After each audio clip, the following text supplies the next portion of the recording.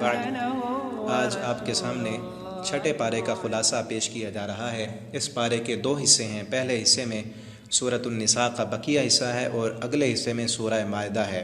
پہلے حصے میں 3 مضامین بیان ہوئے ہیں۔ سب سے پہلا مضمون پہلی آیت میں ظالم اور مظلوم سے اللہ رب العالمین نے خطاب کیا، لا يحب اللہ الجہر بالسوء من القول الا من ظلم، کہ اللہ رب العالمین کسی کی برائی کی جائے تو اللہ تعالیٰ اسے پسند نہیں کرتے، مگر ایک بندے کو اجازت ہے کہ جس پر ظلم کیا جائے تو وہ مظلوم، اس کو اجازت ہے کہ وہ ظالم کے ظلم کی داستان جا کر بیان کر سکتا ہے، لیکن اس کے بھی اصول ہیں کہ وہ اپنے ظلم کی داستان اسے جا کر بیان کرے جو اس ظالم کو سزا دے سکتا ہو، عدالت میں جا کر بتائے یا کسی حاکم کے پاس، کسی بڑے آدمی کے پاس جو اس ظالم کو سزا دے، اس کو بتا سکتا ہے۔ دوسرے نمبر پر ان لوگوں کے سامنے بتائے، ظالم کا ظلم فاش کرے تاکہ دوسرے لوگ اس کے ظلم کا شکار نہ ہو سکیں۔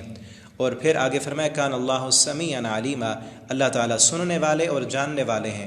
سمیعا علیما، اللہ کے ان 2 ناموں میں اللہ رب العالمین نے ظالم اور مظلوم دونوں سے خطاب کیا ہے۔ سمیع کہہ کر اللہ رب العالمین نے مظلوم کو تسلی دی ہے کہ اگر دنیا میں کبھی ایسے ہوتا ہے کہ مظلوم کے ظلم کی داستان کوئی سنتا ہی نہیں، کوئی اس کو پوچھتا ہی نہیں، ظالم اس قدر قوی ہوتا ہے کہ مظلوم بیچارے کی سننے والا کوئی نہیں ہوتا، تو اللہ رب العالمین فرماتے ہیں، اے مظلوم، اگر تو حق پر ہے اور تیرے ظلم کی داستان، تیرے دل کی آہو پکار سننے والا کوئی نہیں ہے نا، تو مجھے سنا، سمیع، میں سننے والا ہوں، میں تیرے دل کی کیفیات کو بھی جانتا ہوں، تو مجھے سنا، مجھ سے مدد مانگ، میری مدد آئے گی۔ اور علیمہ کہہ کر اللہ رب العالمین نے ظالم کو خبردار کیا ہے کہ کہیں ایسا مت سمجھنا کہ اگر تمہارا ظلم دنیا کے اندر اس قدر طاقتور ہے کہ سارے لوگ تمہارے ساتھ ہیں، ارباب اختیار لوگ، ملک، سلطنتیں، قوتیں اور طاقتیں تمہارے ساتھ ہیں،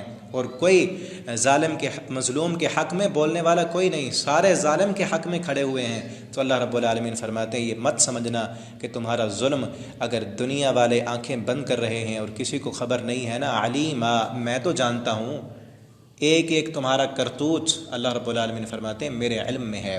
اور آگے فرمایا، ان تبدو خیرا، اگر تم بھلائی کو ظاہر کرو گے یا چھپا دو گے، اس گناہ کو ظاہر نہیں کرو گے، او تخفو، یا اس برائی کو چھپا دو، ظاہر نہ کرو، او تعفو عن سوء، یا پھر چھپاؤ ہی نہ بلکہ معافی کر دو ان کو، تو فرمایا فإن اللہ کان عفوا، اللہ رب العالمین بھی معاف کرنے والے ہیں۔ ساتھ ہی قدیرہ فرمایا کہ دنیا میں تو معاف وہ کرتا ہے جس کی قدرت نہ ہو، پکڑ نہ سکتا۔ اللہ رب العالمین فرماتے ہیں قدیرہ، قدرت ہونے کے باوجود بھی اللہ رب العالمین عفو ہیں، معاف کرنے والے ہیں۔ تو یہ اللہ رب العالمین کے ناموں کی خوبیاں ہیں۔ عفوا قدیرہ کہا کہ قدرت ہونے کے باوجود بھی اللہ رب العالمین معاف کر دیتے ہیں۔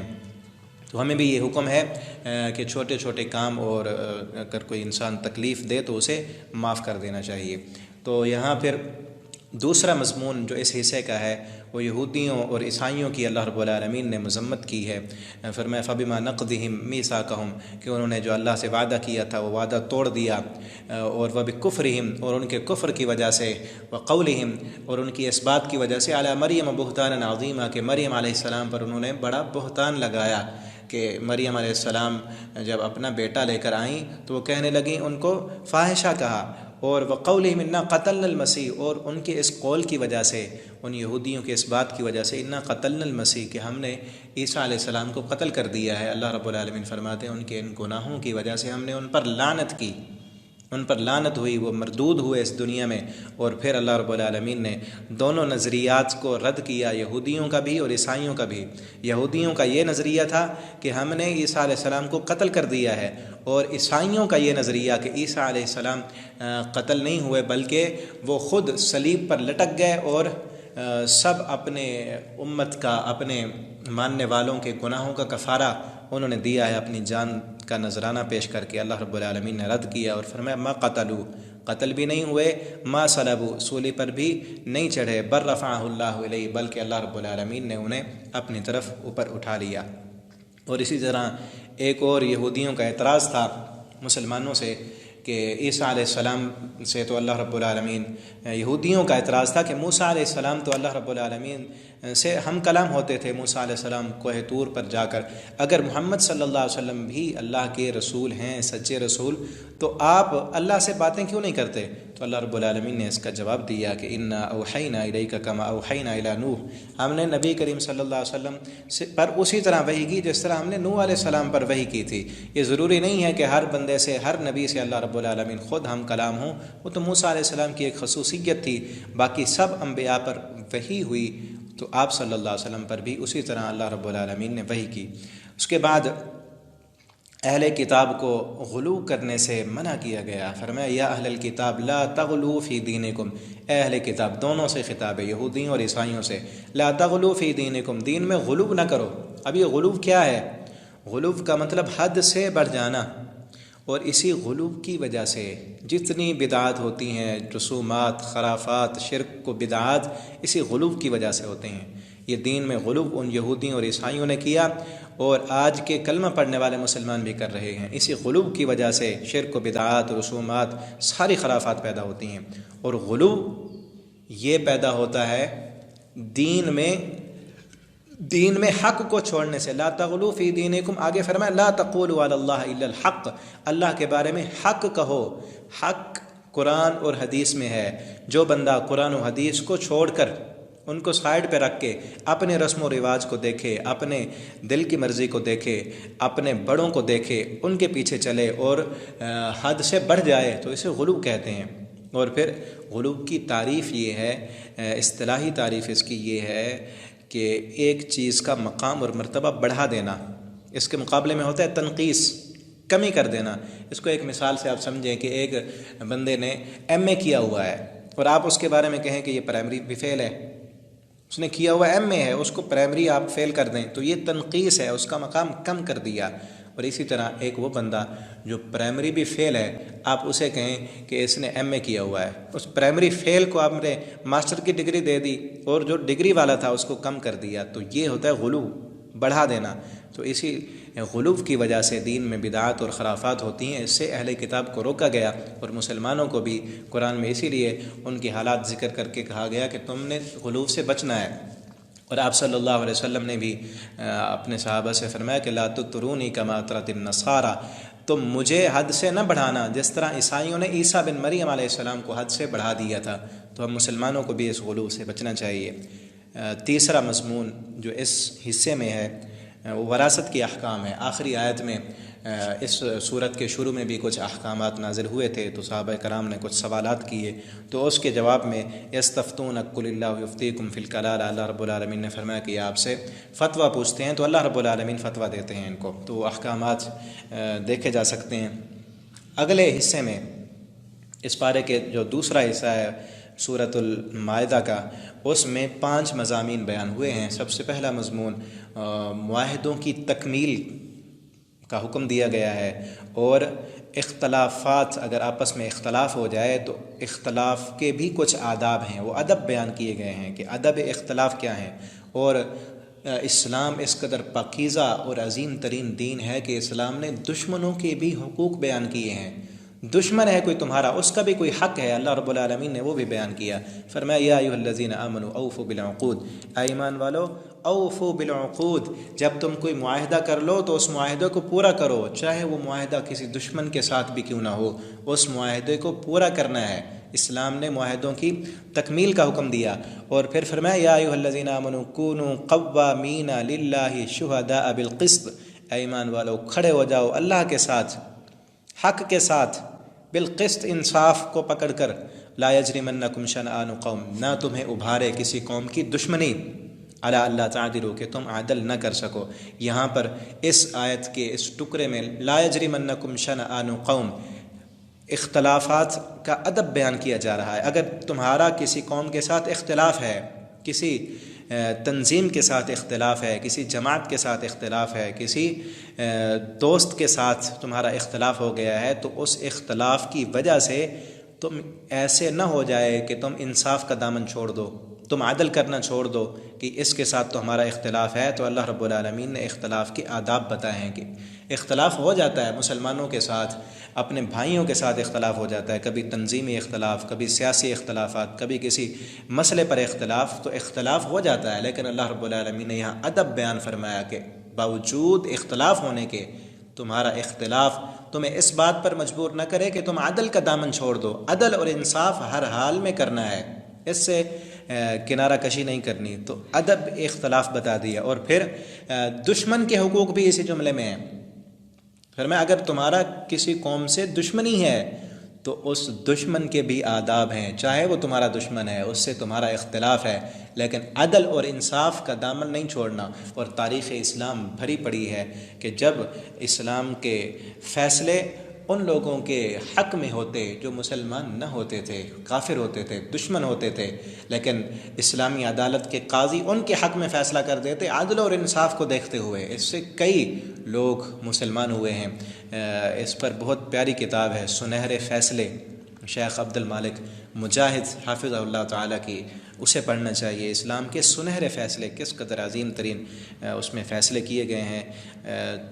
تو اس کے بعد اس حصے کا جو دوسرا مضمون ہے اس میں اللہ رب العالمین نے حرام اشیاء کا ذکر کیا ہے، کون کون سی چیزیں حرام ہیں۔ حرمت علیکم المیتۃ والدم ولحم الخنزیر، کہ جو جانور خود اپنی موت مر جائے اور جسے چوٹ لگ کے مر جائے، اوپر سے گرے پھر مر جائے، اور سینگ لگنے کی وجہ سے مر جائے، جس کو تکبیر پڑھ کر ذبح نہیں کیا گیا، جس کا خون نہیں بہایا گیا، تو وہ حرام ہے، اور اپنی موت جو مارا جائے وہ بھی حرام۔ اور پھر یہ اشیاء، یہ چیزیں بیان کرنے کے بعد اللہ رب العالمین نے یہ بھی بتایا کہ وَمَا عَلَّمْتُم مِّنَ الْجَوَارِحِ مُكَلِّبِينَ تُعَلِّمُونَهُنَّ مِمَّا عَلَّمَكُمُ اللَّهُ۔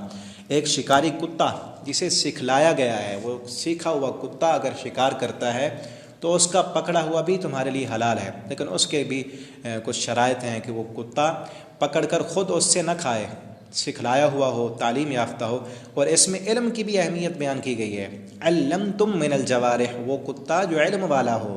کس قدر علم کی فضیلت اور شان ہے کہ جس کتے نے، امام ابن قیم رحمہ اللہ تعالیٰ نے یہاں بہت پیاری بات کی ہے، فرماتے ہیں من شرف العلم، یہ علم کی فضیلت ہے کہ جس کتے کو تم نے سکھا دیا، اب وہ کتا سب کتوں سے افضل ہو گیا ہے، اپنے علم کی وجہ سے وہ کتا بھی مقام پا گیا۔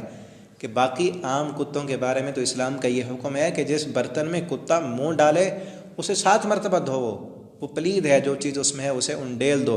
لیکن اگر یہی کتا علم حاصل کر لے تو اس کو وہ مقام دیا کہ اس کی پکڑی ہوئی شے صرف یہ نہیں کہ پلید ہے اسے انڈیل دو، بلکہ تمہیں کھا بھی سکتے ہو، وہ حلال ہے۔ تو اس کے بھی احکام ہیں کہ کتا سکھلایا ہوا ہو، علم والا کتا ہو، اور وہ خود اکیلا جا کر شکار کرے، اس کے ساتھ کوئی دوسرے کتے نہ ملے۔ اور پھر تیسرے نمبر پر شرط یہ ہے کہ وہ کتا خود اس سے کچھ نہ کھائے، تو اس کا مارا ہوا بھی حلال ہے۔ تو پھر یہ حرام اشیاء بیان کی۔ اس کے بعد ظاہری طور پر پاکیزگی، طہارت، یہ تو حلال چیزیں کھاؤ، حرام سے بچو، تو اندر تمہارا پاک ہوگا۔ اور پھر عبادت کرنی ہے، عبادت کے لیے شرط ہے کہ چیزیں حلال ہوں۔ اس کے بعد جب عبادت کرنے کے لیے یا ایھا الذین آمنوا اذا قمتم الی الصلاۃ، نماز کے لیے کھڑے ہونا ہے تو فاغسلوا وجوہکم، اپنا چہرہ دھو لو۔ اور یہ وضو کا طریقہ اس آیت میں اس کا حکم دیا گیا، اور طریقہ نبی کریم صلی اللہ علیہ وسلم نے حدیث میں بتایا ہے۔ اور تیمم کا بھی اس میں حکم ہے کہ جب تمہیں پانی نہ ملے، تم نے وضو کرنا ہو یا تم جنبی ہو، تو پھر فتیمموا صعیدا طیبا، پاکیزہ مٹی کے ساتھ تیمم کر سکتے ہو۔ اس کے بعد آیت وسیلہ ہے، آیت وسیلہ بیان کی گئی، یا ایھا الذین آمنوا اتقوا اللہ وابتغوا الیہ الوسیلہ، اے ایمان والو تقوی اختیار کرو اور اللہ کے یہاں وسیلہ تلاش کرو۔ اس آیت کا غلط مفہوم لے کر آج ہمارے ملک میں اور کئی ممالک میں یہ درباروں اور مزاروں، خانقاہوں کا نظام چل رہا ہے۔ یہ ساری دکانداریاں اس آیت کے غلط مفہوم کی وجہ سے چل رہی ہیں۔ کس لیے کیا غلط مفہوم لیا جاتا ہے؟ کہا جاتا ہے لوگوں سے دیکھو اللہ نے وسیلے کا حکم دیا ہے تو وسیلہ ہونا چاہیے، اور پھر مثالیں دی جاتی ہیں کہ چھت پر چڑھنا ہو تو سیڑھی کی ضرورت ہے، کنویں سے پانی نکالنا ہو تو ڈول اور رسی کی ضرورت ہوتی ہے، وغیرہ وغیرہ مثالیں دی جاتی ہیں۔ تو یہاں پر ایک ہی نقطے کو اگر سمجھ لیا جائے تو ساری باتیں سمجھ آ جاتی ہیں کہ چھت پر چڑھنے کے لیے وسیلے کی ضرورت ہے، سیڑھی کی ضرورت ہے۔ اب سیڑھی کون سی ہو؟ سیڑھی کون سی ہو؟ یہ تو وہ بتائے گا نا جس نے چھت بنائی ہے، جس نے چھت بنائی ہے اس چھت والے سے پوچھو کہ سیڑھی کون سی لگے گی تو ہم اس چھت پر چڑھ سکیں گے۔ اسی طرح چھت پر پہنچنا ہے تو چھت والے سے پوچھنا ہوگا کہ سیڑھی کون سی ہے۔ اسی طرح اللہ رب العالمین کے پاس پہنچنا ہے تو اللہ سے پوچھنا ہوگا کہ اللہ تمہارے پاس پہنچنے کے لیے کون سی سیڑھی چاہیے، کون سا وسیلہ چاہیے؟ کیا یہ بزرگوں والا وسیلہ، درباروں والا وسیلہ، کس کس کے پاس جائیں؟ اللہ کون سا وسیلہ؟ تو اللہ رب العالمین نے خود بتا دیا، وجاہدہم فی سبیلی، میرے راستے میں کوشش کرو۔ یہ ہے وسیلہ کہ میرے راستے میں کوشش کر کے اعمال صالحہ کر کے میرے پاس پہنچ سکتے ہو۔ تو اللہ رب العالمین کا قرب پانے کے لیے، رب کے قریب ہونے کے لیے جو وسیلہ ہے وہ نیک اعمال ہیں۔ نیک اعمال کرتے جاؤ، اللہ رب العالمین کے قریب ہوتے جاؤ گے۔ نمازیں پڑھو، روزے رکھو، نیک بنو، اور اللہ رب العالمین کے نیک ناموں کا وسیلہ دو۔ اپنی نیکیاں اللہ رب العالمین کی بارگاہ میں پیش کرو کہ اللہ میں نے نماز پڑھی، میں نے روزہ رکھا، میں نے تہجد پڑھی، میں نے صدقہ کیا، تو میری یہ نیکیاں قبول کر لے۔ تو اللہ کے قریب ہونے کے لیے جو وسیلہ ہے وہ نیک اعمال کا ہے۔ باقی یہ جو لوگ ان پڑھ قسم کے لوگ بیان کرتے ہیں، یہ ساری چیزیں باطل ہیں۔ انہی کی مثالوں کو ہی دیکھیں تو پھر بھی یہی ہے کہ جس کی طرف پہنچنا ہے، کسی بڑے کے پاس پہنچنا ہے تو وہی بتائے گا نا میرے پاس پہنچنے کا کیا وسیلہ ہے۔ تو اللہ رب العالمین کے پاس پہنچنا ہے تو اللہ رب العالمین نے خود بتا دیا کہ میرے پاس پہنچنے کا جو وسیلہ ہے وہ نیک اعمال ہیں۔ اس کے بعد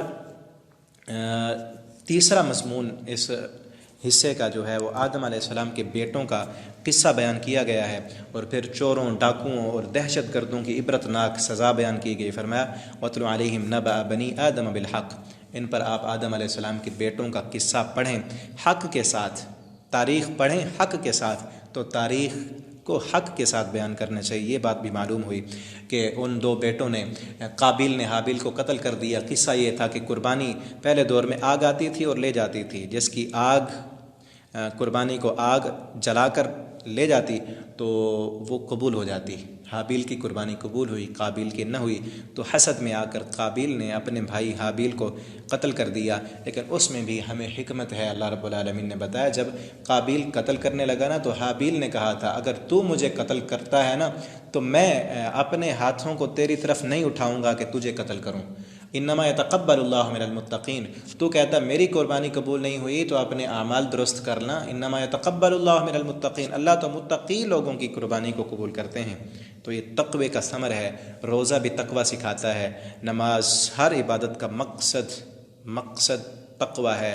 تو اللہ رب العالمین تقوی والے لوگوں کی عبادت قبول کرتے ہیں۔ تو اس نے اپنے بھائی کو قتل کر دیا تو اللہ رب العالمین نے فرمایا من اجل ذلک کتبنا علی بنی اسرائیل انہ من قتل نفسا بغیر نفس او فساد فی الارض فکانما قتل الناس جمیعا، اس وجہ سے ہم نے اب لکھ دیا ہے کہ جس بندے نے کسی ایک انسان کی جان لی فکانما قتل الناس جمیعا، وہ ایسے سمجھے کہ اس نے ساری انسانیت کو قتل کر دیا۔ اتنا بڑا جرم اور گناہ ہے کسی ایک انسان کو ناحق قتل کرنا، جیسے ساری انسانیت کو قتل کر دیا ہو۔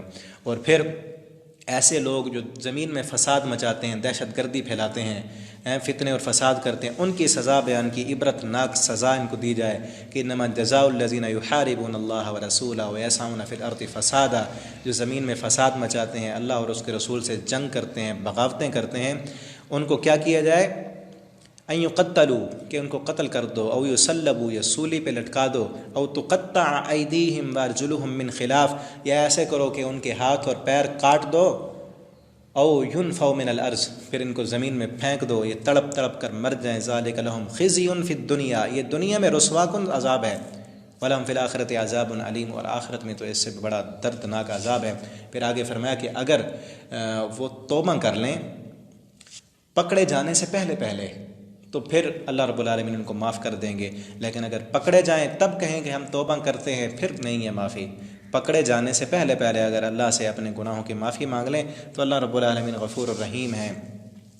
اس کے بعد چور، اس کی سزا بیان کی گئی کہ السارق والسارقۃ فاقطعوا ایدیہما، کہ چور کرنے والا مرد ہو یا چوری کرنے والی عورت ہو ان کو قتل کر دو، وہ چور ہوں چاہے ڈاکو ہوں، دونوں کی سزا یہ دنیا میں ہے۔ اور اس کے بعد فرمایا کہ اگر دنیا میں بھی یہ توبہ کریں گے تو اللہ رب العالمین ان کی توبہ قبول کر لیں گے۔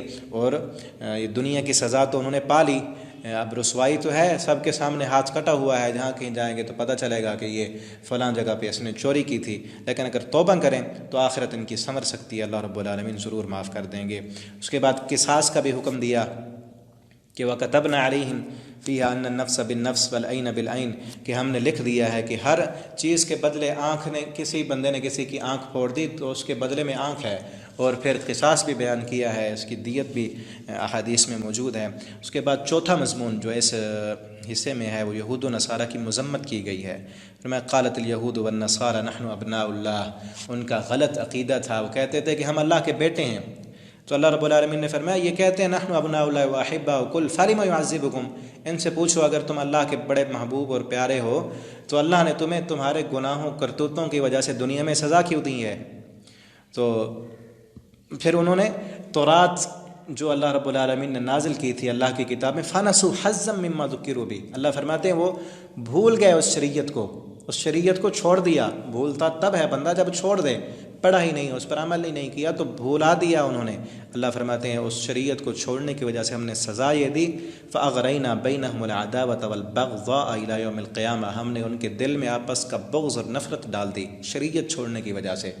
آج ہم دیکھیں کہ ہم مسلمانوں میں کس قدر بغض ہے، عداوتیں اور نفرتیں ہیں ایک دوسرے سے، یہ شریعت کو چھوڑنے کی وجہ سے ہے۔ دین سے جتنا دور ہوں گے اتنا دل ہمارے آپس میں ٹوٹتے جائیں گے۔ اگر چاہتے ہیں ہمارے دلوں میں محبت آئے، پیار آئے، ایک دوسرے کا انس ہو، ایک دوسرے کے لیے ہمدردی ہو، تو اس کے لیے ضروری ہے کہ قرآن کے قریب ہوں، شریعت کے احکامات کو سمجھیں، ان پر عمل کریں۔ اور پھر موسیٰ علیہ السلام کے ساتھ یہودیوں کا قصہ بھی بیان کیا کہ جب موسیٰ علیہ السلام ان کو لے کر گئے، ایک قوم کے ساتھ لڑائی کرنی تھی، موسیٰ علیہ السلام کہنے لگے کہ اللہ کی نعمتیں یاد کرو، اللہ نے تمہیں فرعون کی غلامی سے نجات دی ہے۔ اذ قال موسیٰ لقومہ یا قوم اذکروا نعمت اللہ علیکم، اور پھر کہا کہ آپ چلو، قوم سے کہا کہ چلو ہم لڑائی کرتے ہیں اللہ کے راستے میں، تو کہنے لگے قالوا یا موسیٰ ان فیہا قوما جبارین انا لن ندخلھا، اے موسیٰ جس کے ساتھ لڑانے کے لیے جا رہا ہے تو بڑے طاقتور قوم ہے، ہم نہیں جائیں گے لڑنے کے لیے، وہ نہیں گئے۔ کہا یا موسیٰ انت وربک فقاتلا ان ھاہنا قاعدون، اس قدر بزدل قوم تھی اور اس قدر منحوس لوگ تھے کہ کہا موسیٰ تو جا، ایک تو یہاں دیکھیں یا موسیٰ کہ اپنے پیغمبر کو یا موسیٰ کہہ کر اے موسیٰ تو جا، جبکہ ہم علماء کو بڑوں کو نام لے کر نہیں پکارتے، وہ اپنے پیغمبر کا نام لے کر پکار رہے ہیں، اور کہا ربو کا، تیرا رب جائے، تو جا اور تیرا رب جائے، حالانکہ ان کا بھی تو رب تھا نا، یہ نہیں کہا کہ ہمارا رب، بلکہ کہا ہے موسیٰ تو جا اور تیرا رب جائے۔ تو ان الفاظ سے ان کی اخلاقی گری ہوئی پستی کا اندازہ ہوتا ہے۔ تو اللہ رب العالمین نے اس آگے ان آیتوں میں، اس پارے میں کثرت کے ساتھ ان کی مذمت کرتے ہوئے ان کے واقعات کو ذکر کیا، صرف اسی لیے کہ مسلمانوں تم ویسے نہ بن جانا۔ اور پھر اللہ رب العالمین نے فرمایا انا انزلنا التوراۃ فیہا ھدی ونور، ہم نے ان پر تورات نازل کی جس میں ہدایت تھی، لیکن انہوں نے اس تورات کے احکامات نافذ نہیں کیے، تو اللہ رب العالمین نے بار بار فرمایا کہ ومن لم یحکم بما انزل اللہ فاولئک ھم الکافرون فاولئک ھم الظالمون فاولئک ھم الفاسقون، جو لوگ اللہ کی شریعت کے مطابق فیصلہ نہیں کرتے وہ کافر، ظالم، فاسق ہیں۔ اور پھر مسلمانوں کو تنبیہ کی کہ اللہ تعالیٰ نے تم نے ان کے ساتھ دوستی نہیں لگانی، ان یہودیوں اور عیسائیوں کے ساتھ، یا ایھا الذین آمنوا لا تتخذوا اليہود والنصارى اولیاء، اے مسلمانوں یہودیوں اور عیسائیوں کو اپنا دوست نہ بناؤ، کیونکہ اس وقت نئے نئے جو مسلمان تھے وہ یہودیوں کے پاس جاتے، پھر یہودی انہیں دین اسلام سے متنفر کرتے، تو اللہ رب العالمین نے یہ بھی فرمایا کہ یا ایھا الذین آمنوا من یرتد منکم عن دینہ، اے ایمان والو اگر تم دین کو چھوڑنا چاہتے ہو تو چلے جاؤ، اللہ کو تمہاری کوئی ضرورت نہیں، دین اسلام تمہارا کوئی محتاج نہیں ہے۔ فسوف یأتی اللہ بقوم یحبهم ویحبونہ، اللہ تعالیٰ ایسے لوگ لائے گا جو اللہ سے محبت کرنے والے ہوں گے، اللہ سے محبت کرتے ہوئے اللہ کے دین کی مدد کریں گے اور جہاد کریں گے۔ تو یہ آج کے مسلمانوں کو بھی تنبیہ ہے، اگر ہم دین نہیں پڑھیں گے، شریعت کے مطابق زندگی بسر نہیں کریں گے، تو اللہ فرماتے ہیں رد کرتے ہو نا دین کو تو رد کر دو، مرتد ہو جاؤ، مجھے تمہاری کوئی ضرورت نہیں ہے۔ اور پھر پانچواں مضمون جو اس پارے میں بیان ہوا ہے وہ امر بالمعروف اور نہی عن المنکر کا فریضہ چھوڑ دینے پر اللہ رب العالمین نے جو لعنت کی ان یہودیوں پر، ان کی مذمت کی عیسائیوں پر، اور مسلمانوں کو بتایا کہ تم نے یہ کام نہیں کیا، نہیں کرنا۔ لولا ینہاہم الربانیون، فرمایا کیوں نہیں ان کے علماء، ان کے رب والے ان کو کیوں نہیں روکتے تھے؟ عن قولہم الاسم، برائی سے، واکلہم السحت، سود کھانے سے، وہ لوگ ان کو، ان کے علماء کیوں نہیں روکتے تھے؟ اور پھر فرمایا لعن الذین کفروا من بنی اسرائیل علی لسان داود، ان لوگوں پر لعنت کی گئی علی لسان داود و عیسی ابن مریم، کیوں؟ اگلی آیت میں فرمایا کانوا لا یتناہون عن منکر فعلوہ لبئس ما کانوا یعملون، ان پر لعنت اس لیے کی گئی کہ وہ گناہ کرتا لوگوں کو دیکھتے تھے اور روکتے نہیں تھے۔ اور آگے فرمایا کہ لو ان اہل الکتاب آمنوا، اگر یہی اہل کتاب ایمان لاتے، واتقوا، اور ڈر جاتے، لکفرنا عنہم سیئاتہم، ہم ضرور ان کے گناہوں کو معاف کر دیتے، ولادخلناہم جنات النعیم، اور ہم انہیں ضرور جنتوں میں داخل کرتے۔ اگر یہ کام کرتے، کرنا تو یہ چاہیے تھا ان اہل کتاب کو، لیکن انہوں نے نہیں کیا، لوگوں کو گناہوں سے نہیں روکا، تورات کو نافذ نہیں کیا۔ اور فرمایا وَلَوْ أَنَّهُمْ أَقَامُوا التَّوْرَاةَ وَالْإِنْجِيلَ، اگر یہ تورات اور انجیل کو اقام التورات نافذ کرتے، اس کا حکم نافذ کرتے، نفاذ کرتے، تو پھر کیا ہوتا؟ لَأَكَلُوا مِنْ فَوْقِهِمْ وَمِنْ تَحْتِ أَرْجُلِهِمْ، تو ان کے لیے ضرور آسمانوں سے بھی رزق آتا، لَأَكَلُوا، یہ کھاتے، اپنے اوپر سے بھی، نیچے سے بھی، اوپر سے بھی اللہ کی رحمتیں آتی، نیچے سے بھی زمین اپنی برکتیں نکالتی، لیکن انہوں نے یہ کام نہیں کیا، تو اس لیے دنیا میں بھی ان کے لیے رسوائی ہے۔ اور سب سے کنجوس ترین قوم، انہوں نے کہا تھا غلت ید اللہ مغلولہ، کہنے لگے کہ اللہ کے ہاتھ بندھے ہوئے ہیں، اللہ ہمیں نہیں دیتا۔ اللہ نے فرمایا غلت ایدیہم، ہم نے ان کے ہاتھوں کو باندھ دیا ہے۔ تو آج کنجوسی ان پر چھائی ہوئی ہے کہ اس قدر کنجوس، کسی کو کوئی چیز ضرورت ہو تو ایسے نہیں دیں گے، اس پر سود لگائیں گے، اور پوری دنیا کے نظام کو سود میں انہوں نے جکڑا ہوا ہے۔ تو یہ ان کی کنجوسیوں کی علامت ہے، اور مسلمانوں کو اس سے روکا گیا ہے کہ مسلمانوں تم نے یہ کام نہیں کرنے، اور اگر رحمتیں اور برکتیں چاہیے، امن اور سکون چاہیے، تو یہ کام کرو، لوگوں کو گناہوں سے روکو اور نیکی کی طرف بلاؤ، خود بھی نیک بنو اور گناہوں سے بچو، اور تورات کو، اپنے اس قرآن کو تم نافذ کر دو، تو اللہ رب العالمین برکتیں اور رحمتیں عطا کریں گے۔ اللہ تعالیٰ سے دعا ہے اللہ تعالیٰ ہم سب کو قرآن حکیم کو سمجھنے کی توفیق دیں، اس کے مطابق زندگی بسر کرنے کی توفیق دیں۔ آخر دعوانا الحمدللہ۔